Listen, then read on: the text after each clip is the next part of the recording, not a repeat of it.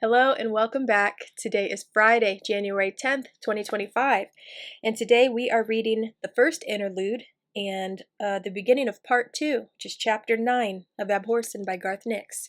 So the first interlude, I should say, is only 4 pages, and then we have a short chapter to begin part 2, so I hope you can see this. This is how this book is laid out. So we finished part 1, we're here, and we're starting here, so yeah, now you've seen it. Also, I want to show you this because I even forgot this was in the front of the book.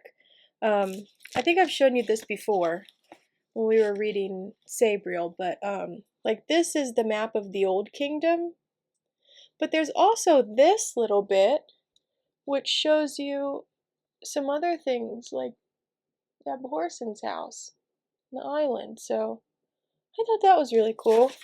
I didn't even realize that was there until a few chapters back, so I immediately thought when I saw it, oh my gosh, I should use this as like the map for my garden that I want to make this year, but I haven't really gotten into it, but oh my gosh. I don't even think I noticed this was here the first time I read this book. I remember reading it and not reading it as thoroughly as I did the first 2 books because I was just getting older and I had other things on my mind, but I was determined to finish this trilogy, which it was a trilogy at the time. And I think that's why there's so many things in this book, reading it the second time through, that I don't remember.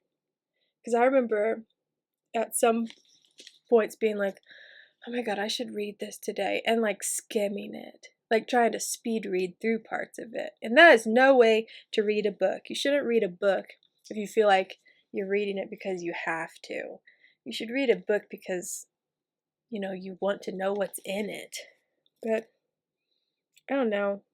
I'm sure there have been plenty of times where I've read a book because I was like, I need to know this. I don't really want to read this book and it's huge and it's going to take forever, but I just feel like I need to know what's inside. So I guess I'm flip-flopping about how I feel about that now. But anyways, let's get started on these chapters. How long have I taken? Almost 3 minutes, yeah. Let's get to reading. All right. First Interlude. Touchstone's hand clasped Sabriel's shoulder as they lay under the car. Neither of them could hear after the explosion, and they were dazed from the shock. Many of their guards were dead around them, and their eyes could not process the dreadful human wreckage that surrounded them. In any case, they were intent on their would-be assassins. They could see their feet approaching, and their laughter sounded muffled and distant, like noisy neighbors on the other side of a wall. Touchstone and Sabriel crawled forward, their pistols in their hands. The 2 guards who had also made it under the car crawled forward too. One was Varen, Sabriel saw, still clutching her pistol despite the blood that ran down her hands. The other survivor was the oldest of all the guards, Barlest, his grizzled hair stained and no longer white. He had a machine rifle and was readying it to fire. The assassins saw the movement, but it was too late.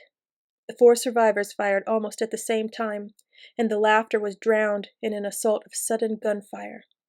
Empty brass cartridges rattled on the underside of the car, and acrid smoke billowed out between the wheels.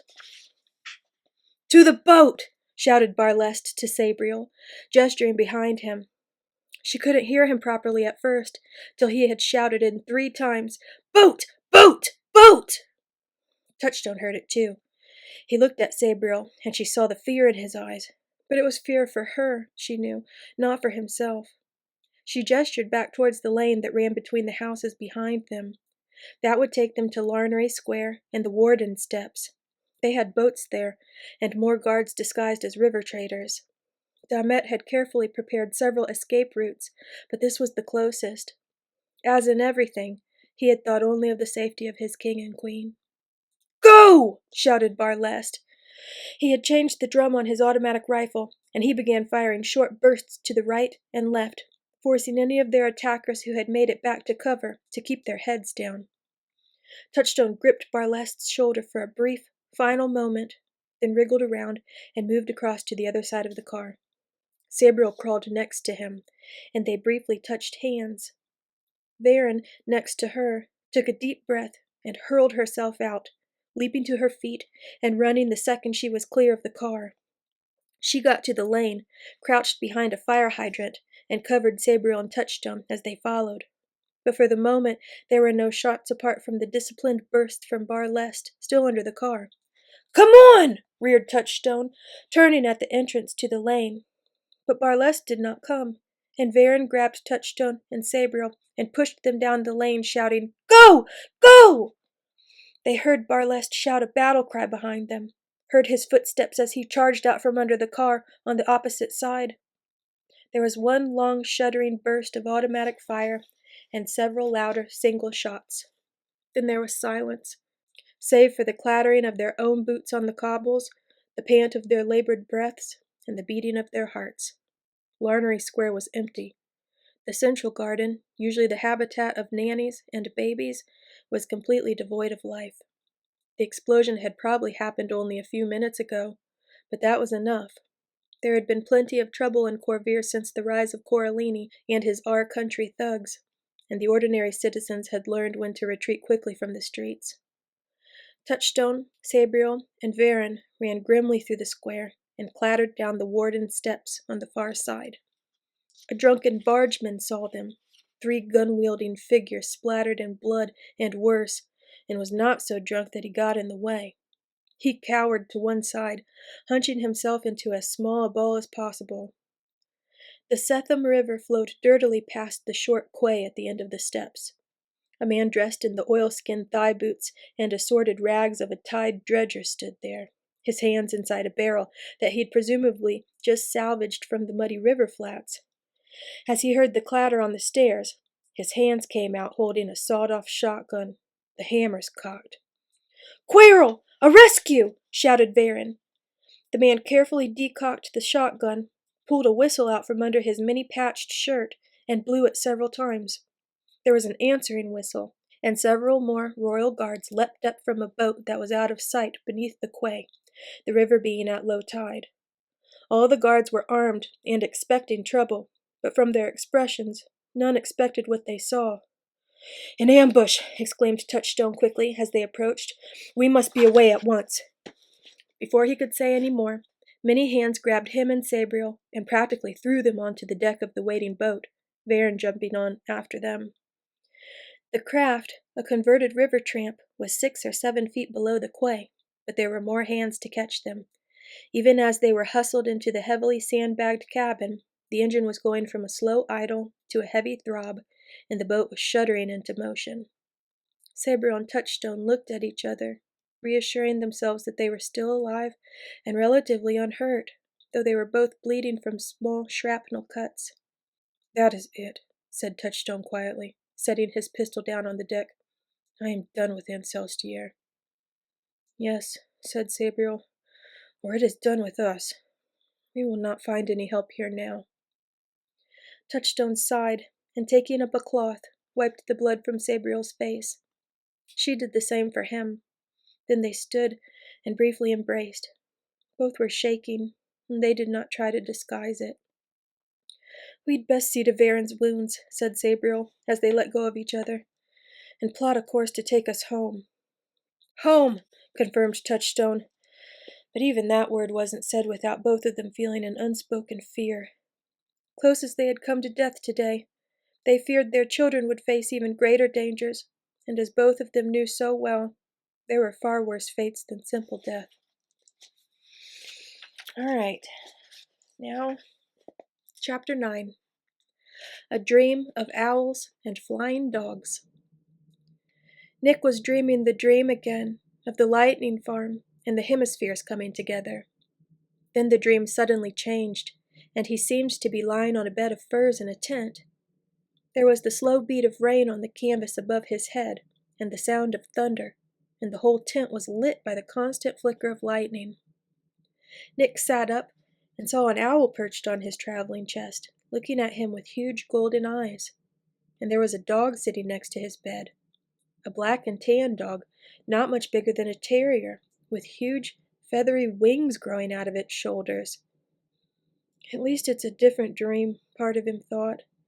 He had to be almost awake, and this was one of those dream fragments that precede total wakefulness, where reality and fantasy mix.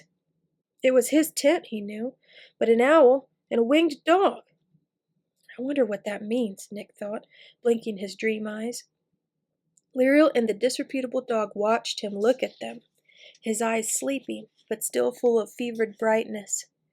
His hand clutched at his chest, fingers curled as if to scratch at his heart. He blinked twice, then shut his eyes and lay back on the furs. "He really is sick," whispered Lirael. "He looks terrible. And there's something else about him. I can't tell properly in this shape. A wrongness." "There's something of the destroyer in him," growled the dog softly. "A sliver of one of the silver hemispheres, most like, infused with a fragment of its power. It is eating away at him, body and spirit. He's being used as the destroyer's avatar, a mouthpiece. We must not awaken this force inside him." "How do we get him out without doing that?" asked Lirael. "He doesn't even look strong enough to leave his bed, let alone walk." "I can walk," protested Nick, opening his eyes and sitting up again. Since this was his dream, surely he could participate in the conversation between the winged dog and the talking owl. "Who's the destroyer? And what's this about eating away at me? I just have a bad influenza or something. Makes me hallucinate," he added, "and have vivid dreams. A winged dog! Ha!" "He thinks he's dreaming," said the dog. "That's good. The destroyer will not rise in him unless it feels threatened, or there's charter magic close. Be careful not to touch him with your charter skin, mistress." "Can't have an owl sit on my head," giggled Nick, dreaming. "Or a dog neither." "I bet he can't get up and get dressed," Lirael said archly. "I can so," replied Nick, immediately swiveling his legs across and sliding out of bed. "I can do anything in a dream, anything at all." Staggering a little, he took off his pajamas, unconscious of any need for modesty in front of his dream creatures, and stood there, stark naked. He looked very thin, Lirael thought, and was surprised to feel a pang of concern. You could see his ribs, and everything else for that matter. "See," he said, "up and dressed." "You need some more clothes," suggested Lirael. "It might rain again." "I've got an umbrella," declared Nick. Then his face clouded. "No, it broke. I'll get my coat." Humming to himself, he crossed to the chest and reached for the lid. Lirael, surprised, flew away just in time and went to perch on the vacated bed. "The owl and the pussycat went," sang Nick as he pulled out underwear, trousers, and a long coat and put them on, bypassing a shirt. "Except I've got it wrong in my dream, because you're not a pussycat. You're, a winged dog," he finished, reaching out to touch the disreputable dog on the nose. The solidity of that touch seemed to surprise him, and the fever flush deepened on his face. "Am I dreaming?" he said suddenly, slapping himself in the face. "I'm not, am I? I'm only going mad." "You're not mad," soothed Lirael, "but you are sick. You have a fever." Yes, I do," agreed Nick fretfully, feeling his sweaty forehead with the back of his hand. "Must go back to bed," Hedge said, before he went to get the other barge. "No!" Lirael commanded, her voice strangely loud from the owl's small beak. Hearing that Hedge was absent made her certain they must seize this opportunity. "You need fresh air. Dog, can you make him walk, like you did the crossbowmen?" "Perhaps," growled the dog. "I feel several forces at work within him, and even a fragment of the bound destroyer is a power to be reckoned with. It will also alert the dead." "They're still dragging the hemispheres to the lake," said Lirael. "They'll take a while to get here, so I think you'd better do it." "I'm going back to bed," declared Nick, holding his head in his hands. "And the sooner I get home to Incelstier, the better." "You're not going back to bed," growled the dog, advancing upon him. "You're coming for a walk!" With that word, she barked, a bark so deep and loud that the tent shook, poles quivering in resonance. Lirael felt the force of it strike her, ruffling her feathers. It sent sparks flying off her, too, as the free magic fought the charter marks of her altered shape. "Follow me!" ordered the dog, as she turned and left the tent. Nick took 3 steps after her, but paused at the entrance, clutching at the canvas flap. No, I can't," he muttered, his muscles moving in weird spasms under the skin of his neck and hands. "Hedge told me to stay. It's best I stay." The dog barked again, louder, the noise carrying even above the constant thunder. A corona of sparks flared about Lirael, and the discarded pajamas under her claws suddenly caught fire, forcing her to fly out of the tent. Nick shuddered and twisted as the force of the bark hit him. He fell to his knees and began to crawl out of the tent, groaning and calling out to Hedge. Lirael circled above him, looking to the west. "Stand!" commanded the dog. "Walk! Follow me!" Nick stood, took several steps, then froze in place. His eyes rolled back, and tendrils of white smoke began to drift out of his open mouth.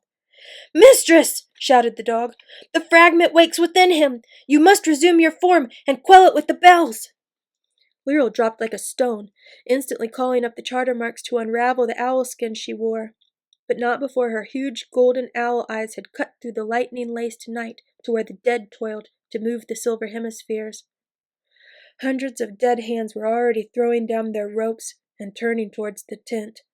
A moment later, they began to run, the massed sound of hundreds of dried-out joints clicking in a ghastly undercurrent to the thunder. The hands at the front fought one another to get past, as they were drawn by the lure of magic and the promise of a rich life for the taking. Life to assuage their eternal hunger. The dog barked again as the smoke rose from Nick's nose, but it seemed to have little effect. Lirael could only watch the white smoke coil as she was momentarily caught within a shining tornado of light, while the charter skin spun back into its component marks. Then she was there in her own form, hands reaching for Sareneth and Nehema. But something else was there, too. Some presence that burned inside Nick, filling him with an internal glow that set the raindrops sizzling as they touched his skin. The hot metal stench of free magic rolled off him in a wave as a voice that was not Nicholas's came out of his mouth, accompanied by puffs of white smoke. "How dare!" "Oh, I should have expected you, meddler, and one of your sisters get." "Quick, Lirael!" shouted the dog. "Rana and Sareneth together, with my bark!" "To me, my servants!" shouted the voice from Nick, a voice far louder and more horrible than could come from any human throat. It carried even over the thunder, rolling out across the valley. All the dead heard, even those who still labored stupidly on the ropes, and they all hurried, a tide of rotten flesh that flowed around both sides of the pit, rushing towards the beacon of the burning tent, where their ultimate master called. Others heard it too, though they were farther away than any sound could carry. Hedge cursed and turned aside to slay an unlucky horse, so that he could make a mount that would not shy to carry him. Many leagues to the east, Clore turned away from the riverbank near Abhorsen's house, and began to run, a great shape of fire and darkness that moved faster than any human legs could take her. Lirael dropped her sword and drew Rana, so hastily the bell tinkled briefly, and a wave of tiredness washed across her. Her wrist still hurt from her encounter and death, but neither pain nor Rana's protest were enough to stop her. The relevant pages from the Book of the Dead shone in her mind, showing her what to do. So she did it, joining Rana's gentle sound with Sareneth's deep strength, and with them the imperative sharp bark of the dog. The sound wrapped around Nick, and the voice that spoke from him was dampened, but a raging will fought against the spell, a will that Lirael could feel pushing against her, fighting against the combined powers of bell and bark. Then suddenly that resistance snapped, and Nick fell to the ground, the white smoke retreating rapidly back into his nose and throat. "Hurry! Hurry! Get him up!" urged the dog. "Cut south and head for the rendezvous. I'll hold them off here." "But Ronan Sarnath, he'll be asleep," protested Lirael, as she put the bells away and hauled Nick upright. He was much lighter than she expected, even lighter than he looked. Obviously, he was worn to the bone. "No, only the shard within him sleeps," said the dog rapidly. She had absorbed her wings and was growing to her combat size. "Slap him and run!" Lirael obeyed, though she felt cruel. The slap stung her palm, but it certainly woke Nick up. He yelped, looked around wildly, and struggled against Lirael's grip on his arm. "Run!" she commanded, dragging him along, with a momentary pause to pick up Nahima. "Run, or I'll stick you with this!" Nick looked at her, the burning tent, the dog, and the onrushing horde of what he thought as the diseased workers, his face blank with shock and amazement. Then he started running, obeying Lirael's push on his arm to make him head south. Behind them, the dog stood in the light of the fire, a grim shadow now easily 5 feet tall at the shoulder. The charter marks that ran on her collar glowed eerily with their own colors, stronger than the red and yellow blaze of the burning tent. Free magic pulsed under her collar, and red flames dripped like saliva from her mouth. The first mass of dead hands saw her and slowed, uncertain of what she was and how dangerous she might be. Then the disreputable dog barked, and the dead hands shrieked and howled as a power they knew and feared gripped them. A free magic assault that made them shuck their putrescent bodies and forced them to walk back into death. But for every one that fell, there were another dozen charging forward, their grasping, skeletal hands ready to grip and tear, their broken, grave-bleached teeth anxious to bite into any flesh, magical or not. That is the end of chapter 9. Yuck! You'll be okay. I hope you enjoyed those readings. If you did, I would love it if you would like this video.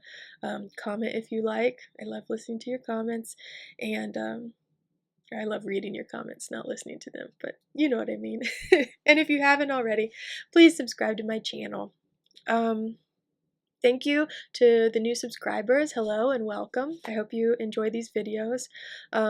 Remember that tomorrow my new video will be posted at 1:11 on 1:11. So that's 1:11 p.m. Eastern Standard Time. So take a look at it if you want. It's long. It's 44 minutes long, but oh, I'm scared, but oh well. C'est la vie. I hope you have a wonderful rest of your evening. Happy weekend. It's Friday, and do something fun. Stay warm if you're here in this cold winter weather. We have another severe weather warning for tonight, but it's not going to stop me from having a good weekend and hanging out with some new friends. So I'm going to drink my tea, get to editing, and again, wish you a happy weekend and a good night. Take care, and as always, may your magic manifest.